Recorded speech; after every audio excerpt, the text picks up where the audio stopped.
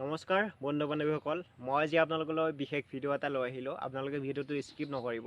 চ' আপোনালোকে এই যে সৰু ল'ৰাটো দেখিছে, এই ল'ৰাটোৰ ব্লাড কেঞ্চাৰ হৈছে। চ' আপোনালোকে যি পাৰে 10 টকা 20 টকা 50 টকা আপোনালোকে যি পাৰে, চ' আপোনালোকে এই স্কেনাৰখনত আপোনালোকে দিব পাৰে। মই স্কেনাৰ এখন দি থৈ দিছোঁ, আপোনালোকে স্কেনাৰত দি দিব পাৰে। চ' যি পাৰে আৰু আপোনালোকে মোক এই ভিডিঅ'টোত লাইক নালাগে, চ' আপোনালোকে ভিডিঅ'টো শ্বেয়াৰ কৰি দিয়া। আপোনালোকে যদি সহায় কৰিব নোৱাৰে ন পইচাৰে, চ' আপোনালোকে এই ভিডিঅ'টো শ্বেয়াৰ কৰি দিয়ক, যাতে আন দুজন মানুহেও এই ভিডিঅ'টো পায়, চ' যাতে সহায় কৰে। চ' আপোনালোকে ভিডিঅ'টো শ্বেয়াৰ কৰিব। চ' এই সৰু ল'ৰা, ডাঙৰ মানুহ হ'লেও বেলেগ কথা আছিলে। চ' বহুত সৰু ল'ৰা এইটো।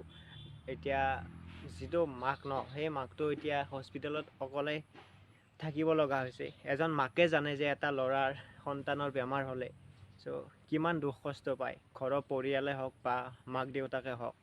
চ' আপোনালোকে আশীৰ্বাদ কৰিব যাতে ল'ৰাটো সোনকালে সুস্থ হৈ আহিব পাৰে। চ' তাৰ কাৰণে মই আপোনালোকক হাতযোৰ কৰিছোঁ, এই ভিডিঅ'টো শ্বেয়াৰ কৰা আৰু আপোনালোকে যি পাৰে কিবা এটা হ'লে সহায় কৰা।